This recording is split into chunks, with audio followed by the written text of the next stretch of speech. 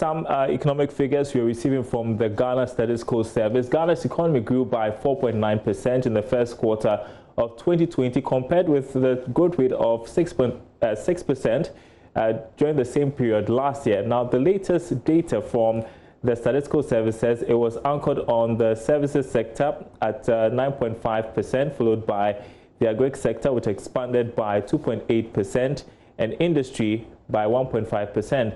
Now, we want to speak to economist Courage Botie, who to give us some perspective as we begin to analyze these figures. Thanks for joining us. He's joining us on phone, Courage. Thanks for joining us tonight. So help us understand these numbers. How should we react to the fact that our economy grew by 4.9% in the first quarter of 2020? Oh, thank you, Pius, and good evening to your listeners. So we see for the quarter that the 4.9 growth is largely driven by the services sector. And then uncharacteristically, the industry sector, which largely has been driven by oil production in these, last few years, is looking like 1.5% growth. Let's put this in context. The impact of COVID hasn't really hit with the GDP print yet. Remember, we started the year with a projection of 6.8%, and then now we're turning out 4.9 in the first quarter. Remember, Bank of Ghana, Government of Ghana are looking at a revised GDP growth of 1.5% by end of year. Factoring in the impact of the COVID situation. And so realize that the first quarter, the COVID became an issue in Ghana only towards the end of the first quarter. And so we will not see much of its impact in growth, for the quarter under question. Looking at the specific sectors in question, I see construction sector has contracted by, I think, some 6.9%. And you see that mining and quarrying, which has been a major driver of the industrial sector, also kind of grew just marginally by 1.4% in the quarter. Manufacturing activity was 5%, which was okay. And then water supply, sewage, and waste management grew by some 10.2%. Now, we would like to attribute, I think, the mining and quarrying sector specifically to the issues at the tallow field. We know from the beginning where they had to downscale their production due to some financing difficulties and other issues that came up from the beginning of the year. So they had to scale down their production target from the usual levels around the 120 thereabout levels to now where we see them around 70 thereabout. And their issues are still not resolved. Now we are also seeing the impact of lower oil prices that came as a result of these COVID issues also probably playing a part. And its full impact is not even reflected in there yet. So we can say that the industrial sector is looking like because of the issues we've had with tallow and the major, and Ghana's major oil field for the quarter. You look at the services sector and you see the major driver there has been ICT, a whopping 77.4% growth in that sector. And that is actually the orientation the whole country is turning into now, an ICT-driven economy. And given that a lot of people have had to work from home during the COVID season, you could even expect more, sterling performance from that sector, going into the second and third quarters of the year, because that is where everybody seems to be, driving towards now. So I was going to ask, which is my final question to you tonight. I was going to ask, since the COVID started at the latter part of the third month of the year, what's the outlook going to be in the next quarter? You expect a grimmer outlook? Expecting slower growth, and the impact should hit, especially in the second quarter, because if you remember, it was in April that we went on a 3-week lockdown.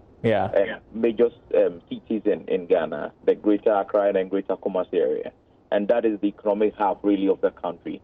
So with the lockdown and its associated slowdown in productivity, we should expect a widespread contraction across some sectors, which may ultimately recover. It should be a positive growth in the end, but very slim growth, I think. Okay. Thank you so much, Courage Botie, an economist, sharing his thoughts on the story that Ghana's economy grew by 4.9% in the first quarter of 2020. You're watching Business Live. Tonight we have been reporting that Ghana's economy grew by 4.9% in the first quarter of 2020. We have another economic news report. Now, the COVID-19 pandemic may have impacted negatively on the Ghanaian economy than initially projected.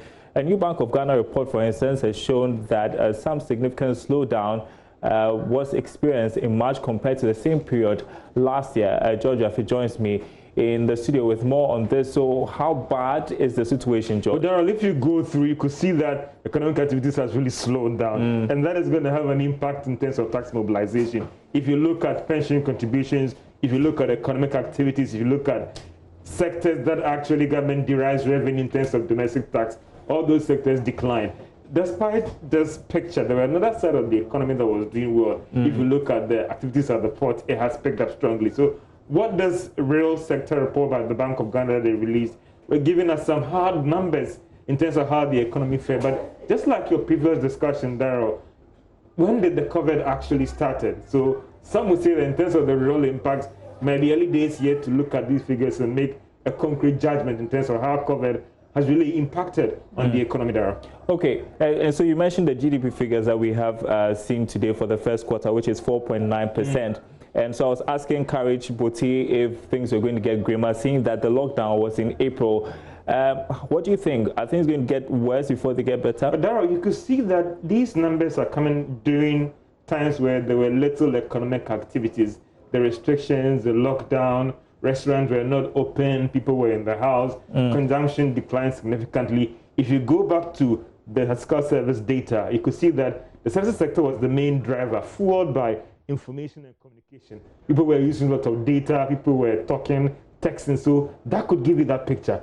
Factories were closing down, so it might look like things could get better for us going into the new quarter because they have eased the restrictions, imports are coming in, people are trying to clear their goods, people are going to work. So it looks like maybe we've already taken the shock, and going for things might be better for us. So in terms of policy reforms, what should be the considerations of government, and what should businesses be doing as well? It's about the stimulus package. All over the economy, you could see US, some are pumping in about trillions of dollars to try and stimulate growth and encourage people. So the main driver here will be, how do we target our stimulus package? And are they going to go to right sectors that would stimulate growth? In terms of businesses also, some are saying these are the times to readjust. What are the sectors that will drive your growth? Are you going to invest more in e-commerce? And look at where you can allocate people to work from home, to cut down your salary payments and all those things. That might be the options for you going to the new quarter, Daryl. All right. Thank you so much, JoyNews, with that update. We appreciate it.